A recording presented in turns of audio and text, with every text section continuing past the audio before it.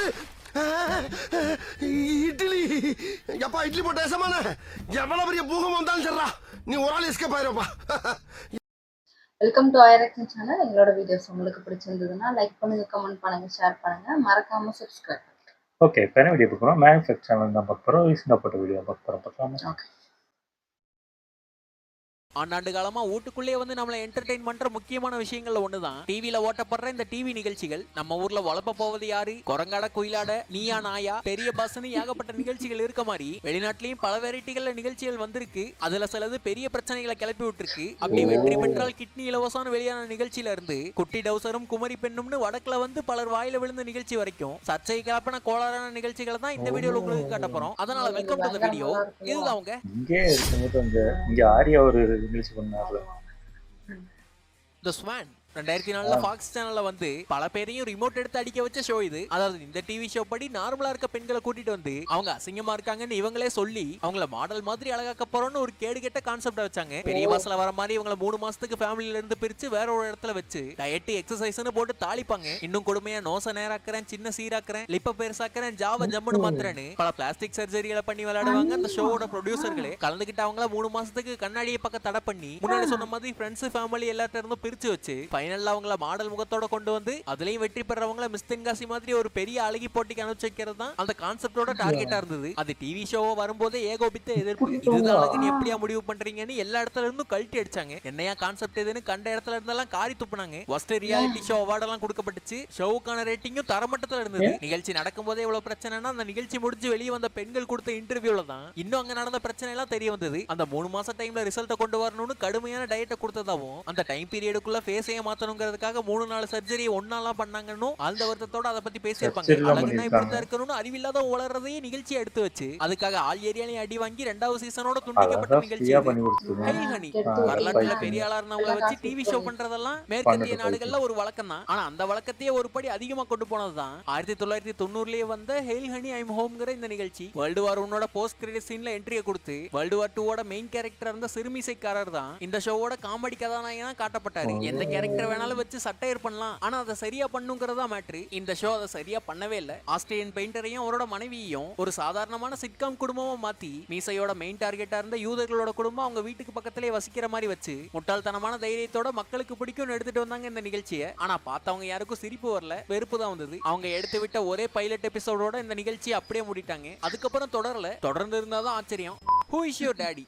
ஏதோ விபிஎன் படத்துல வர வசனமா இருந்தாலும் வசனமான ஒரு கான்செப்ட்ல வந்து பலரையும் வசனமாக்கிற நிகழ்ச்சி இது. இந்த ஷோவோட வேலையே ஆதரவற்றோர் இல்லத்துல இருந்து வளர்ந்தவங்களுக்கு அவங்களோட உண்மையான அப்பா யாருங்கிறத கண்டுபிடிச்சு காட்டுறதுதான். பரவாயில்லையே ஒரு சர்வீஸ் மாதிரி தானே இருக்கு அப்படின்னு நினைச்சீங்கன்னா அங்கதான் அவங்க டிஆர்பி புத்தியை காட்டினாங்க. 2005ல வந்த இந்த நிகழ்ச்சியை பலரையும் எதிர்க்க வச்ச மேட்ரு தான். அந்த பேசிக் கான்செப்ட் மேல இவங்க பார்த்து விட்ட வேலை. உண்மையான அப்பாவை கண்டுபிடிக்கிறதே அவங்க கேம் ஷோ மாதிரி மாத்தி வச்சதுதான் அந்த கோளாறான ஐடியா. அதாவது கலந்துக்கிற போட்டியாளர்களோட உண்மையான அப்பாவை கண்டுபிடிச்சு அதே வயசுல இருக்க 7 ஆண்களோட சேர்த்து நிறுத்தி வச்சிருவாங்க. கலந்துக்கிறவங்க ஜாட நடவடிக்கை அது போக ஏகப்பட்ட கேள்விகளை கேட்டு தன்னோட ஒரிஜினல் அப்பா யாருங்கிறத சரியா கண்டுபிடிக்கணும். அவங்க ஒழுங்கா கண்டுபிடிச்சா $1,00,000 அமெரிக்கன் பரிசா கொடுப்பாங்க. அதே தப்பா சூஸ் பண்ணா அந்த தப்பான அப்பாவே அந்த $1,00,000 எடுத்துட்டு போயிருவாரு. கேட்கவே எவ்வளவு கருணை கொடூரமான கான்செப்டா இருக்கு. எதிர்ப்பு வரலனா தான் ஆச்சரியம். அடாப்ஷன் ஆர்கனைசேஷன்களையும் அடாப்டட் ஃபேமிலிஸையும் அசிங்கப்படுத்துற மாதிரி இந்த நிகழ்ச்சி இருக்குன்னு பத்திக்கிட்டு எரிஞ்சது கான்ட்ரோவர்சி. இது யாராகும் போது எல்லா திசையில இருந்தும் விழுந்த உதையோட இந்த நிகழ்ச்சி டிவிலையும் பயங்கரமா பர்ஃபார்ம் பண்ணலங்கிறதுனால வெறும் 6 எபிசோடோடயே கடை மூடப்பட்டது.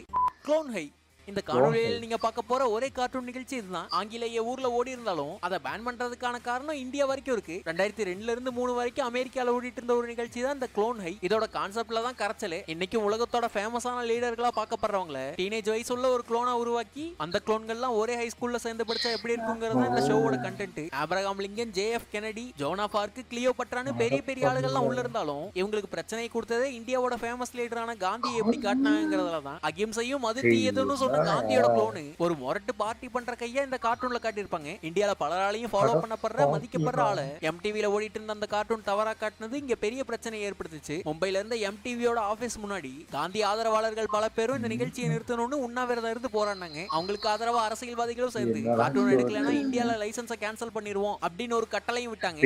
கிடைச்சதுனால அந்த கார்ட்டூனை ஒரே சீசனோட அப்பவே நிறுத்திட்டாங்க. அதுக்கப்புறம் 2023ல இந்த கார்ட்டூனை மறுபடியும் ரீபூட் பண்ணி கொண்டு வரும்போது அதுல அந்த காந்தியோட கேரக்டரை ரிமூவ் பண்ணிட்டாங்க. There is something about Miriam.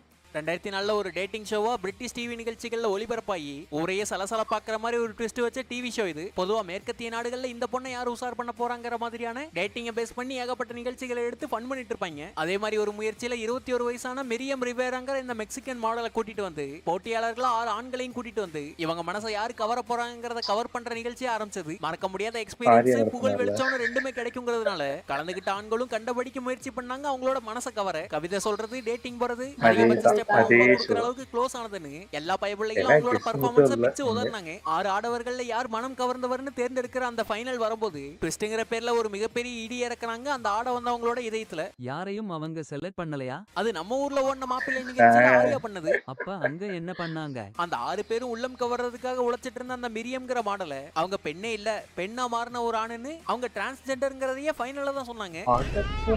இதை இப்படி ரிவீல் பண்ணும்போதே பல பேர்ட்ட இருந்து எதிர்ப்பு கிளம்பிச்சு. நிகழ்ச்சிங்கிற பேர்ல என்ன வேணா பண்ணுவீங்கன்னு பல சவுக்கடி கேள்விகள் வந்தது. இறுதியில சொன்ன விஷயத்தை எங்கள்கிட்ட முன்னாடியே சொல்லு அந்த 6 பேரும் கோர்ட்ல போய் கேஸ போட்டாங்க. மன உளைச்சல் ஆயிடுச்சு, பேரு கேட்டு போயிடுச்சு, ஏமாத்தி கலந்துக்க வச்சுட்டாங்கன்னு பல பிரிவுகளை வழக்க பதிவு பண்ணாங்க. நிகழ்ச்சியை நடத்தின நிர்வாகம் அந்த 6 பேரையும் கோர்ட்டுக்கு வெளியே வச்சு காசை கொடுத்து சமாதானப்படுத்திட்டாங்க. கலந்துகிட்டவங்க கிட்டயே உண்மையை மறைச்சு ரொம்ப தப்பான கான்செப்ட்ல வந்த ஒரு மோசமான நிகழ்ச்சி அது.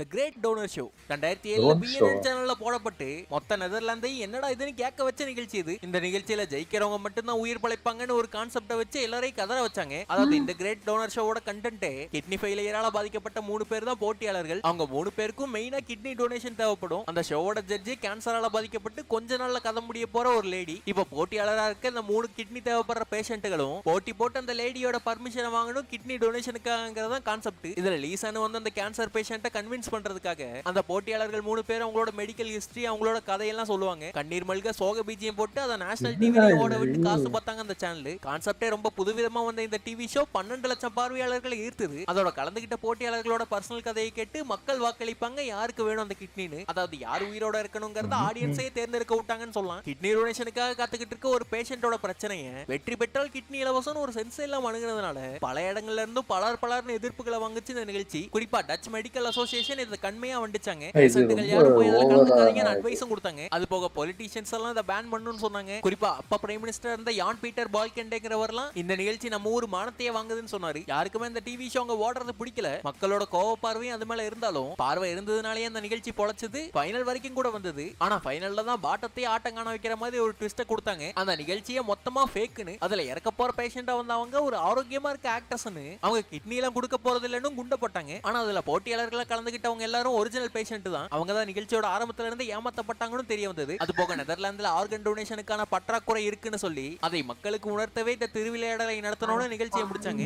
ஒரே ஒரு பக்கம் காண்டானாங்க, கண்டபடிக்கு எதிர்ப்பு வந்ததுங்கிறதெல்லாம் தாண்டி ஆர்கன் டொனேஷன்ல இப்படி ஒரு பெரிய தேவை இருக்குங்கிறது மக்களுக்கு தெரிய வந்தது. அந்த டிவி நிகழ்ச்சி முடிஞ்ச உடனே 50,000க்கு மேல மக்கள் ஆர்கன் டொனேஷனுக்கான ஃபார்ம்களை டவுன்லோட் பண்ணதாவும் அந்த டிவி ஷோவோட சக்சஸா இருந்தது. என்னதான் கட்ராவியான கான்செப்ட் வச்சது, பேஷண்ட்டுகளை ஏமாத்தினதுன்னு ஏகப்பட்ட விஷயங்களை பண்ணிருந்தாலும் எண்டிங் அவங்க நினைச்ச மாதிரி நல்லதா இந்த நிகழ்ச்சிக்கு அமைஞ்சதுங்கிறதா நெசம். அதோட முக்கியமான மேட்ரு இப்ப அந்த 3 பேஷண்ட்டும் உயிரோட இருக்காங்கிறது தான். பெஹரிதார் பியார்கி வடக்கத்து டிவிகள்ல வந்து வண்டையா கேட்கப்பட்ட ஒரு டிவி சீரியல் தான் இந்த பெஹரிதார் பியார்கி. என்ன இல்லாஜிக்கலான சீன் வச்சாங்களா இல்ல அதிகப்படியா கவர்ச்சி காட்டினாங்களான்னு கேட்டீங்கன்னா அதெல்லாம் இல்ல. இது புதுவிதமான பிரச்சனை. சாதாரண ஒரு சீரியல் தானே கடந்து போக முடியாத அளவுக்கு இந்த சீரியலோட கான்செப்ட் தான் பலரையும் பொங்க வச்சது. 9 வயசு சின்ன பையனா இருக்க ஹீரோவை 18 வயசான ஹீரோயின் கல்யாணம் பண்ணிக்கிறது அந்த சீரியல் அப்படின்னு கேப்பீங்கன்னு தெரியுது. அதாவது பல கோடி சொத்துக்கு வாரிசா இருக்க ஹீரோவுக்கு அப்பா அம்மா இறந்து போகிற நேரத்துல எதிரிகள்ட்ட இருந்து அவரோட சொத்தை காப்பாத்துறதுக்காக ஒரு கார்டினா தான் அந்த ஹீரோயின் வந்து கல்யாணம் பண்ணிக்கிற மாதிரி நான் ரொமான்டிக் ரிலேஷன்ஷிப்பா அந்த கதையை எழுதியிருப்பாங்க. ஆனா 2017 சோனி டிவில 8:30 மணிக்கு ரிலீஸ் ஆன இந்த நிகழ்ச்சி பெருவாரியான வடக்கு நண்பர்களுக்கு பிரச்சனையா தான் இருந்தது. சைல்டு மேரேஜுக்கு சப்போர்ட் பண்ற மாதிரி கதை எழுதி வச்சிருக்காங்கன்னு ஒரு பக்கமும் சரி, கட்டிக்கிறதே கான்செப்டா வச்சிருந்தாலும் எதுக்கு 3 அணி இரவு முதல்லாம் கட்டி நானும் ஜோக் பண்றேன்னு எரிச்சல் ஆக்கிட்டு இருக்கீங்கன்னு இன்னொரு பக்கமும் வடக்கத்து வாசிகள் வச்சு செஞ்சாங்க. இந்த நிகழ்ச்சியை பேன் பண்ணுங்கிறதுக்காக ஆன்லைன்ல பெட்டிஷன் உருவாக்கி அதுல 1 லட்சம் பேர் சைன்லாம் பண்ணாங்க. நாங்க எதுவும் தப்பா காட்டலே நிகழ்ச்சியோட நிர்வாகம் மறுபடியும் மறுத்தாலும் கான்செப்டே தப்பா தானே இருக்குன்னு காரி மொழியப்பட்டார்கள். பிறகு இந்தியாவோட BCCCக்கு இது அனுப்பப்பட்டு அவங்க சில கட்டுப்பாடுகளை போட்டாங்க. இந்த நிகழ்ச்சிக்கு எல்லாரும் பாக்குற பிரைம் ஸ்லாட்டான 8:30 மணில இருந்து நிகழ்ச்சியை 10 மணிக்கு மாத்தி வச்சாங்க. இந்த நிகழ்ச்சி குழந்தை திருமணத்தை ஆதரிக்கலன்னு பொறுப்பு துறப்பெல்லாம் போட வச்சாங்க. ஆனா என்ன பூச்சி வேலை பண்ணாலும் ஐடியாவே ராங்கா இருக்குன்ற அழுத்தத்துல போட்ட ஒரு சில எபிசோடுகள்லயே சோனி சேனலால தூக்கப்பட்டுச்சு இந்த நிகழ்ச்சி. பிறகு அந்த சிறுவன் கேரக்டர் பெருவனா மாறுற மாதிரி கதையை மாத்தி மறுக்க ஓட்டினாங்கிறது STD ஆஃப் டிவி ஹிஸ்டரி. இந்த வீடியோ இங்கே முடியுது. இந்த வீடியோல இருந்து கான்ட்ரோவர்சியில சிக்கின சில கோளரான டிவி ஷோக்களை உங்களுக்கு காட்டியிருப்போம் நான் நம்புறேன். வீடியோல பார்த்ததுலேயே எது உங்களுக்கு இன்ட்ரெஸ்டிங்கா இருந்ததுங்கிறத கமெண்ட்ல சொல்லுங்க. சிவப்பு மாத்திரை உங்களுக்கு பறக்கிற சக்தியை Flying கொடுக்கும். power. நீல மாத்திரை உங்களுக்கு மறையிற சக்தியை கொடுக்கும். பார்த்து தேர்ந்தெடுக்கவும். ரெண்டுல நீங்க எதை தேர்ந்தெடுப்பீங்கங்கறத கமெண்ட்ல சொல்லுங்க. இந்த வாங்கினாங்க. வீடியோ பிடிச்சிருந்தா லைக் பண்ண தட்டி விடுங்க. சேனலுக்கு நான் புதுசா சொன்னேனே. வீடியோ இவ்வளவு நேரம் பார்த்ததுக்கு ரொம்ப நன்றி. இதே மாதிரி இன்ட்ரெஸ்டிங்கான இன்னொரு வீடியோல மறுக்க வந்து மீட் பண்றேன். இதுதான் உங்க மேக்னெட் ஃபேக்ட்ஸ். சூப்பர் நல்லா இருந்துச்சு. ஆனா ஒரு ஷோவும் இப்போவே பயங்கரமா நிறைய நெட்ஃபிளிக்ஸ்லயே பாத்தீங்கன்னா அந்த ஷோவே பயங்கரமான நிறைய கிளிமா ஷோலாம் விட்டுட்டு இருக்காங்க. இப்பெல்லாம் எதுவும் பேன் பண்ண மாட்டாங்க. இப்போ அந்த ஓடிடி அது இதுன்னு வந்துருச்சு. ஆமா. அப்போ அது ரொம்ப கான்ட்ரவர்சியா இருந்துச்சு. அதான் பெரிய பெரிய ஒரு ஊர்லயே இருக்க பெரிய தலைவர்லாம் எடுத்து அதை எவ்வளவு கேவலமா காட்டி வச்சிருக்காங்க. இது இப்படி ஒரு ஷோ இருக்குன்னு கூட தெரியல. தெரியாது. இல்ல அது நீங்க சொல்லலைன்னா அது சரிதான் அப்படின்னதும் தெரியாது. தெரியாது. இல்ல எனக்கு தெரிஞ்ச ஷோ பார்த்தவங்களுக்கு தெரியும். பேரு அவங்க பேர் தான் வச்சிருப்பாங்க போல இருக்கு. அவங்க பேரு சொல்லும் போதே தெரிஞ்சிடல. ஓ. அத அப்போ அத பேரை வச்சுக்கிட்டு ஒரு ஆளை இது பண்றது அது கிட்டத்தட்ட அந்த லுக் வைஸுமே அப்படிதான் இருக்கு. அதை பண்ணி தான் அந்த பேரும் வச்சுட்டாங்கன்னா இப்போ முடிஞ்சு தானே. ஆமா, இந்த இங்க நடந்த ஆரியா அந்த இது மாதிரி அங்க அப்படியே அங்கேயே அது மாத்திட்டாங்க. என்னன்னா டிரான்ஸ்ஜெண்டரா இருக்கு. அது கடைசி தான் ரிவீல் பண்ணியிருக்காங்க. ஆனா நல்லா ஊரை சுத்திட்டு கெஸ் அடிச்சுக்கிட்டு இருக்கு. அதான் இப்போ ஏத்துப்பாங்க. அப்போ பயங்கர அப்பெல்லாம் அங்கே இதெல்லாம் அந்த அளவுக்கு ஆமா. ஏத்துட்டு இப்போ இருந்தாங்க. இருக்கிற இப்போ நார்மலா ஆயிருச்சு. ஆமா, அப்போ ரொம்ப இப்போ மோசமா இங்கே நார்மலா ஆயிட்டு இருக்கு. அங்க அமெரிக்காலாம் அப்போ அந்த டைம்லாம் எனக்கு அந்த டைம்ல தெரிஞ்சிருக்கு. இப்போ அது பெருசா எடுத்துக்க மாட்டாங்க. ஆர்யா நானும் அந்த ஷோ உட்காந்து ஆர்யா அந்த ஷோ நல்லா தான் இருந்துச்சு. பயங்கர இன்ட்ரெஸ்டிங்கா அதுதான் போகும். ஏமாத்திட்டாரு. நம்மளும் சரி இந்த பொண்ணை கல்யாணம் பண்ணிட்டு பாவம் அந்த பொண்ணு அப்படி இதுன்னு நினைச்சா சரி ஏதாவது ஒரு பொண்ணை கல்யாணம் பண்ணிடுவாரு போல இருக்கு அப்படின்னு பார்த்தா பல்ட்டி அடிப்பாரு பாரு. அதெல்லாம் ஒரு கதை ஒரு கதையா ஆனா சொல்லி அதனாலதான் அந்த ஷோ நிப்பாட்டினாங்க. மேபி ஆர்யா கல்யாணம் பண்ணியிருந்தா என்ன சாய்ஸா வேற எங்கேயோ போயிருப்பாங்க. ஆமா. நல்லா இருந்துச்சு. ஓகே, என் வீடியோஸ் உங்களுக்கு பிடிச்சிருந்தா லைக் பண்ணுங்க, ஷேர் பண்ணுங்க, கமெண்ட் பண்ணுங்க, மறக்காம சப்ஸ்கிரைப் பண்ணுங்க. எல்லாருக்கும்